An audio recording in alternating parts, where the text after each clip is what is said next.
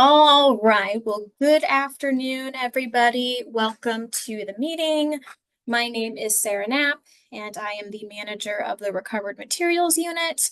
And we are going to review the reporting and invoicing procedures for both the recycling and waste diversion grant and tire grants. Now, most of you that are on this call have completed at least one quarterly report and at least one reimbursement request. So the process in terms of the information that we're looking for and how to complete those, the content of the reports and forms has not changed. What's different is that we have created the new Solid Waste Trust Fund Grant Administration Portal. And so now we are receiving your reimbursement requests and quarterly and final reports through that portal. So today, during this meeting, we are going to review how to submit those through the portal, as well as kind of touch back on, refresh everybody on the content and kind of the requirements of what we're looking for when you do submit these different types of reports. We are recording this presentation today, and we are going to be posting a copy of the recording along with these slides on our website, so you can check back at any time. So again, my name is Sarah Knapp, and I manage the Recovered Materials Unit. Lena Sassoni is the program manager for the Recovered Materials and Abatement Program, which houses the RMU, lead-based paint and asbestos programs, and the tire management unit. And we also have on the call today, who's going to be helping administer this presentation, is Cassie Rowicki, who many of you know. She focuses on the tire grant. We also have Hannah Chirpon just listening, and she looks over our STAR grant. So today, again, we're going to look at reporting, invoicing, and we have a couple of times throughout this presentation where we are going to be stopping for questions, and then we will close with a general question and answer session. So without further ado, I'm going to pass it over to Cassie to kick it off. All right, so to start, we're going to be going over logging in. So for current awardees, you will begin by navigating to the grant login screen of your desired grant, and then you will click the Forgot Your Password button. You will then be prompted to enter in an email. This email will be the email of the main point of contact that was listed on your application. You will then be sent an email to reset the password for that account. Once you have successfully reset your password and logged in, you'll be taken to the grant homepage.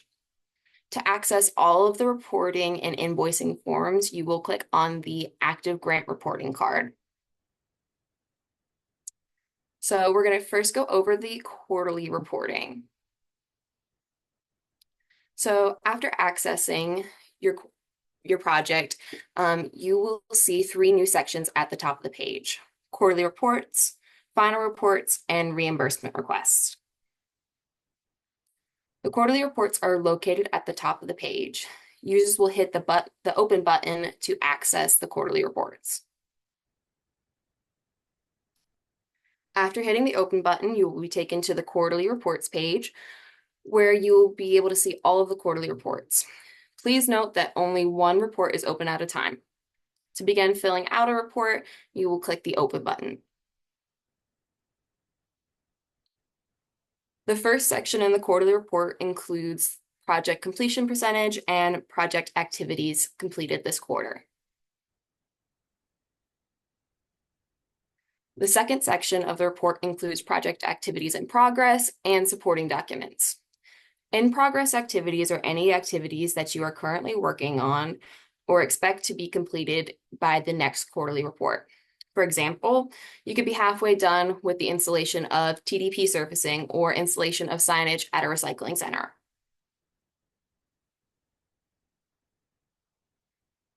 Here are some things to keep in mind while you're completing your quarterly report. Reported activities should match the activities listed in your project timeline. And be sure to give detailed information about activities completed and in progress. It may be helpful to review your application, specifically your timeline, when completing your quarterly reports. This is something that we do look at pretty closely when we are reviewing your quarterly reports, is we do go back and open your timeline. We take a look at your application. Really, the most important part that we want to get out of the quarterly reports is helping you keep on track with your project. And, we understand that when you planned it out, things may change. You may have one activity that you wanted to start in the fall, but you've had to delay it to the spring. We know that these circumstances are going to arise, and the quarterly report is one of your places to kind of let us know what's going on with your project, what changes, and that sort of thing. And, we do typically reach out and ask questions on things that don't really line up and match up.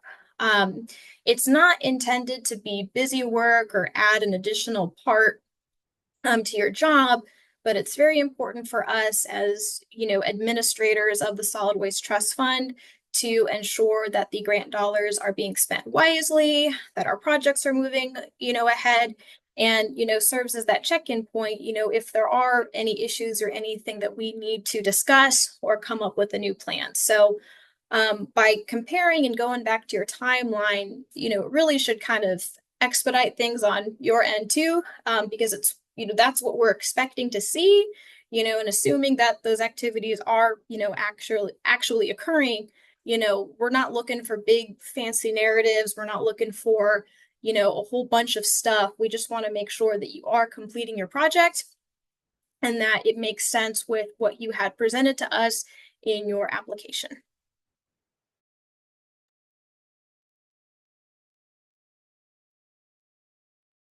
All right.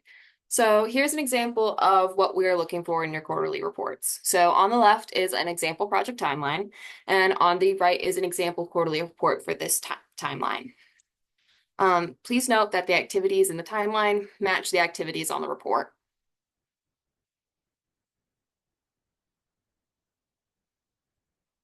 And I'm just pausing a little bit through here in case you wanted to kind of read the screen a little bit. And again, if we move through this too fast, we are going to be posting this on our website, so you can check back in this later.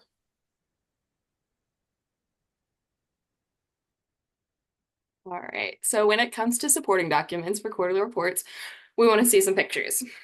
Here are just some examples that we have gotten from awardees. All right, so after completing all of the required sections, you will hit the Mark Complete button to submit your report. Please note that you will not be able to edit the report after submitting.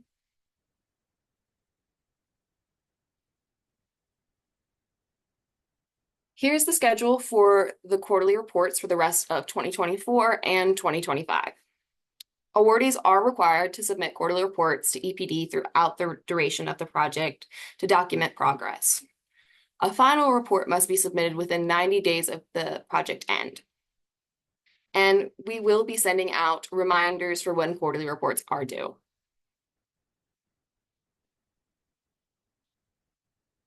All right, so now on to the final report. The final report is located under the active grant reporting section.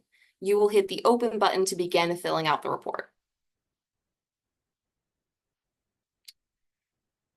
For the tire grant, users will first have to select which track they were awarded for before beginning developing the report. All right, so the final report includes project completion date, a narrative about what the project accomplished, metrics, and supporting documents.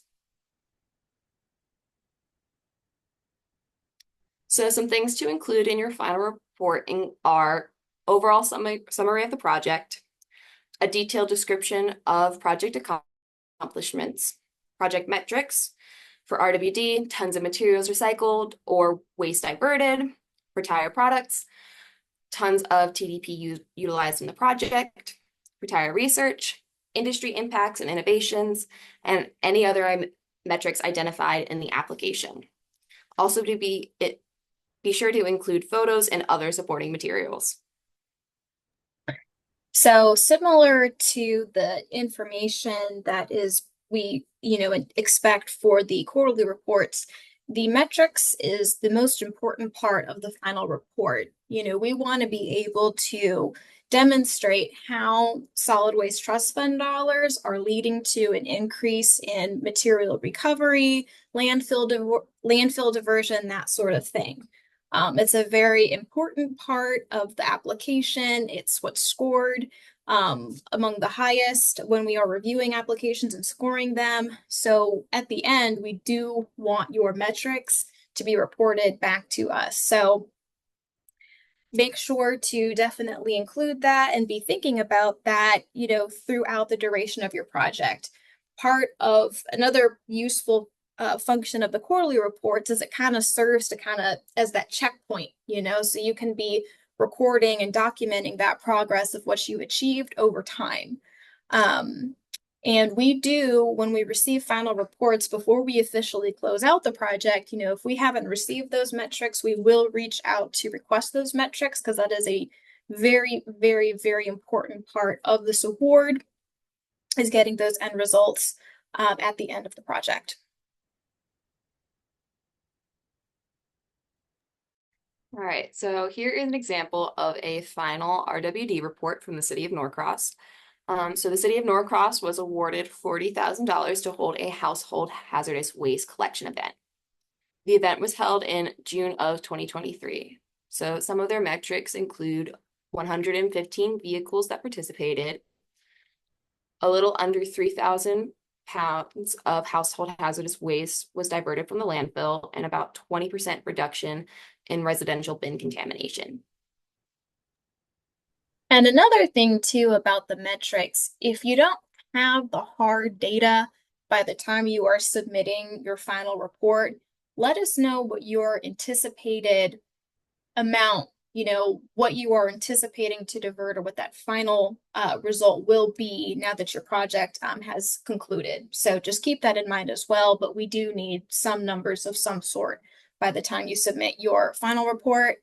And City of Norcross did a really good job in their final report in providing us a few different metrics that, again, they had established in their application that they were going to report out in the end. Right, so and here's an example of a final tire report from the city of Snellville.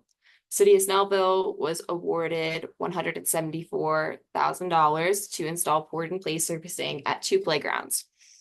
At the end of the project, it was estimated that a little over 63,000 pounds of TDP were used.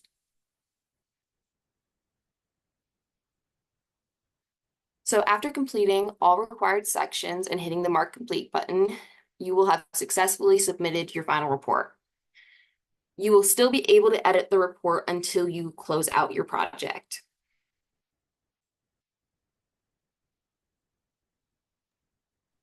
All right, we are at our first pause for questions. So does anyone want to raise their hand? Does anyone have anything they want to talk about?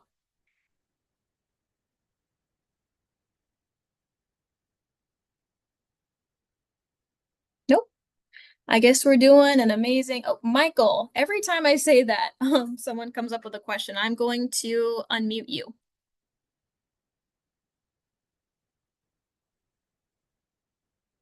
Okay, Michael, you should be able to ask your question.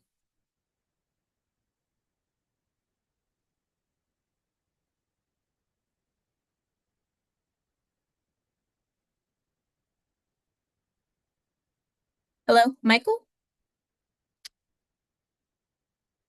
Cassie, can you hear anyone else? No. Well, Michael, I'm not quite sure what's going on here.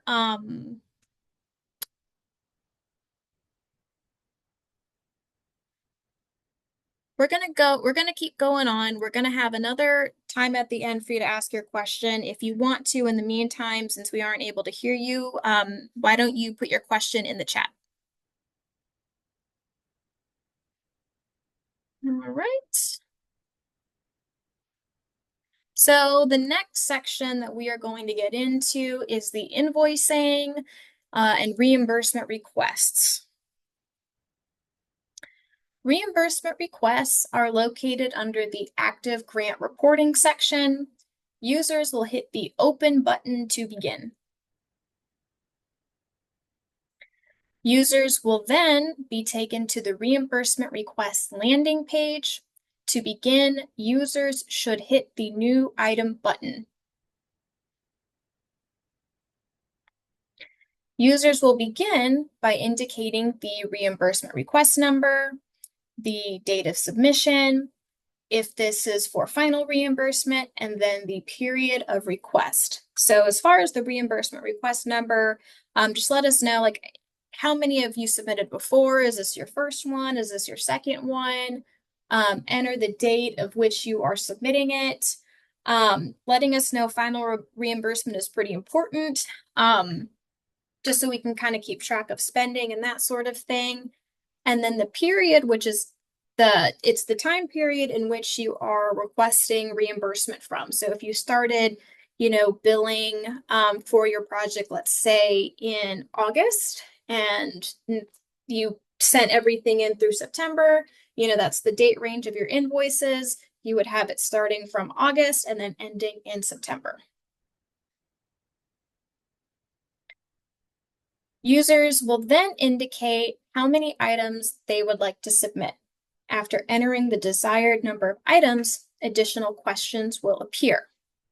So what we're asking for is how many line items are you submitting for reimbursement? So let's say, for example, for this reimbursement request, you installed a baler. And so for that, you have the actual charges for the baler. And then let's say you've got the electrical connection set up that you had to hire out to install the baler. Those are 2 line items. So in this scenario, you would enter in 2 for the amount of reimbursement items you are submitting for. Because what that is going to do is it's going to auto-populate fields for the amount of reimbursement items that you're putting in. So if any of that looks confusing by the time you get to it, again, always reach out to the grant staff so we can help you.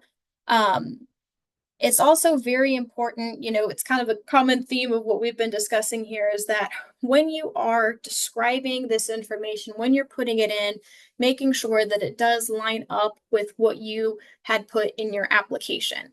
So if you ask for a baler, we want to see a baler that you are submitting for reimbursement, and not, let's say, for example, you said you wanted a baler, that's what you're awarded for, and then all of a sudden your reimbursement request is for outreach and training or something like that. That's not something that we would expect to see based on what you were awarded for. And sometimes things can get a little confusing. There might be acronyms, there might be something, terminology that is used in your organization that we may not understand. In many cases, the individuals that are applying for the grant originally may not be the same people that are reporting and doing the reimbursement requests and that sort of thing. So things can look a little confusing to us when it doesn't match up with what you had stated in your application. So please be mindful of that when you are putting that in. So once you have done all of that, you're going to hit the Mark Complete button, and then the request will show up on the landing page, and you will be able to submit as many requests as needed until, of course, you have reached your award amount.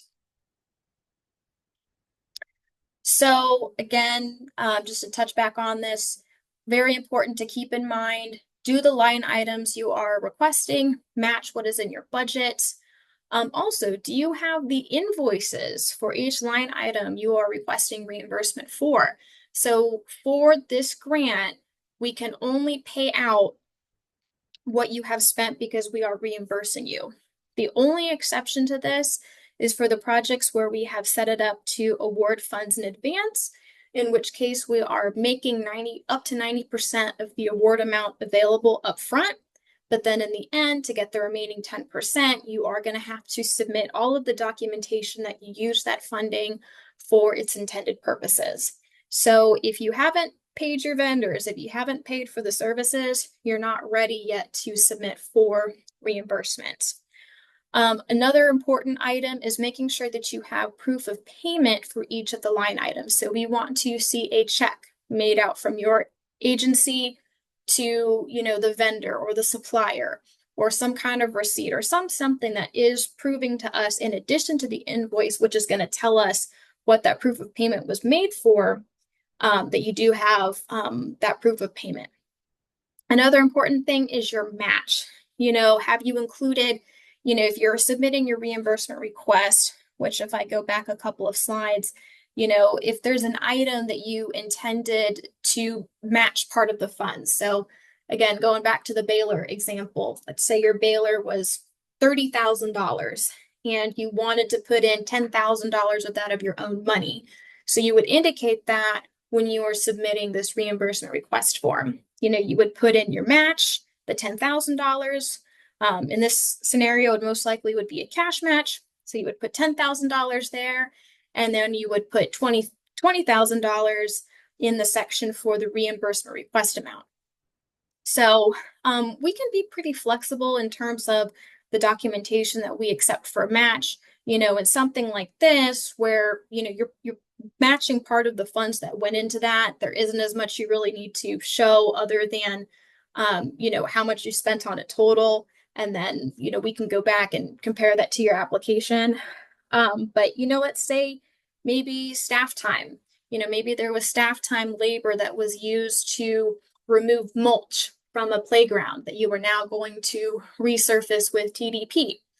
You would put in like a little chart or something like that, an employee ledger that kind of shows, here's my staff, here's how much they make an hour, here's how many hours they spent, and this is our match towards the project. So we can be pretty flexible in that.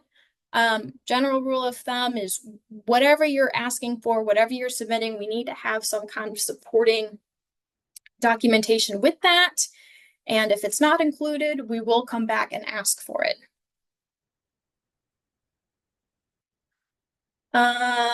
Another really important part is making sure that your documents, if you can, that they are labeled to kind of correspond with what you are submitting. And really where the labels get important to us on is if your documentation, going back to that terminology, the acronyms, the different, things that words that your organization may be using may be different.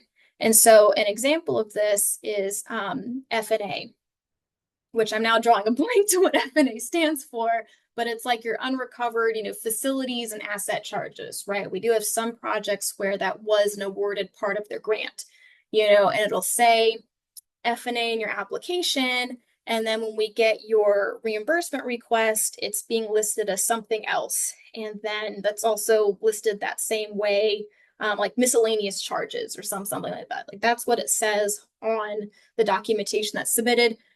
We can't match those together. We're going to have to come back and ask to confirm that those are the same thing. So, labeling definitely helps us, especially in these situations where things don't really line up exactly.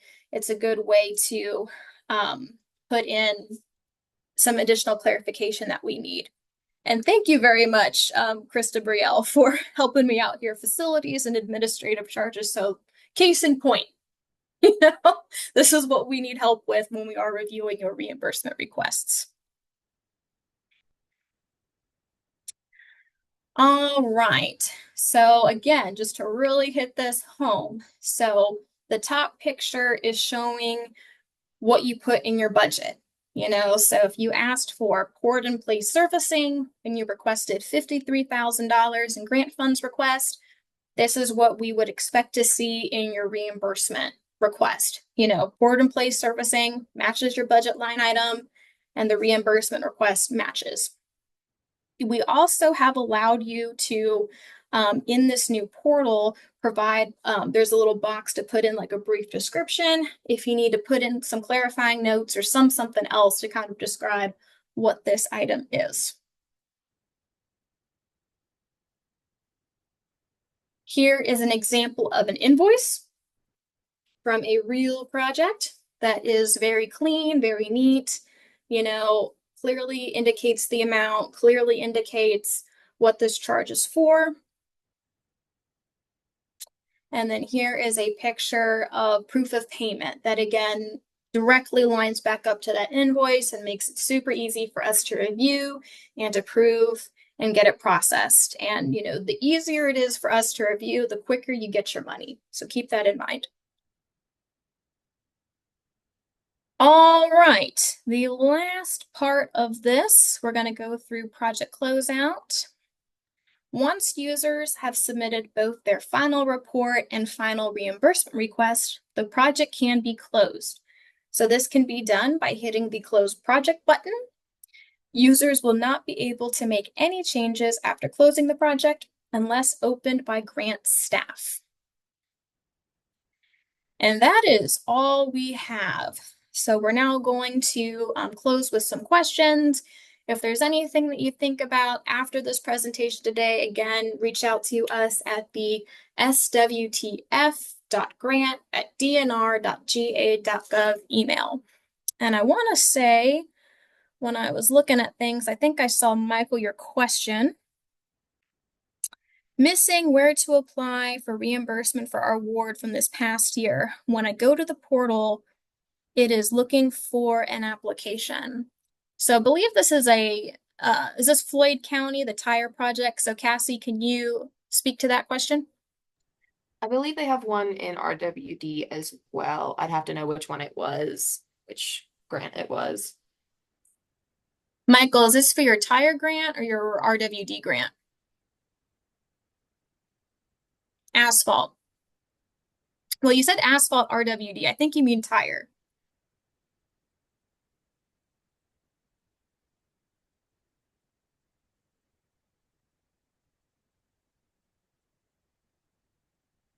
I can go ahead and reach out to you, Michael, and see what's going on, and we can maybe set up a meeting to review what's going on.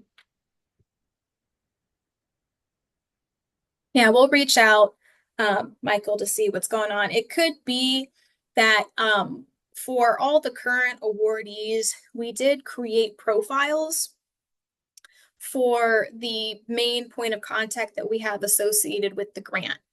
So it could be that maybe you created your own account and that's why you can't see it because it's not the actual account that we set up that has your project information. So we'll definitely take a look at that.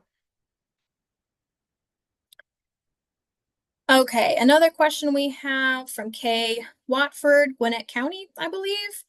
Do you still prefer that we submit reimbursement requests with quarterly report, or would you rather have them more often? Thank you for asking this question. This is something that I think I have not done a very good job at explaining, but you do not have to submit your reimbursement request along with the quarterly report.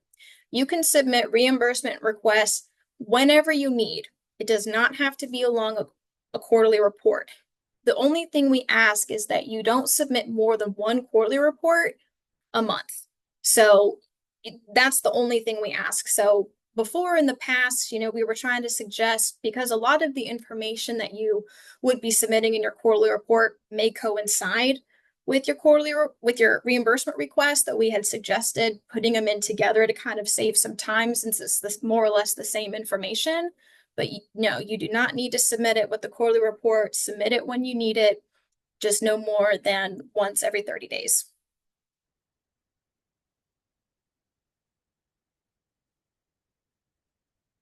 Any other questions?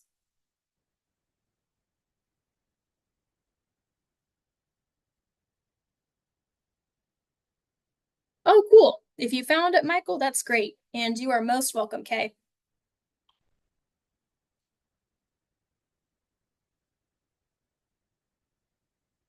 All right. Is there anything else?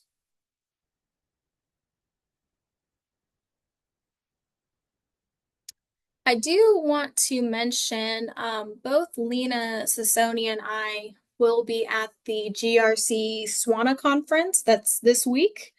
So if there are any of you that are also going to be joining this conference and you've got questions or just want to say, hey, feel free to come visit us. We would love to hear about your projects. And, it's also a good opportunity. If you have questions, we can sit down and assist you. But I think that is it. So I am going to close out this meeting. If any of you think of any questions, just reach out. And thank you again for participating today.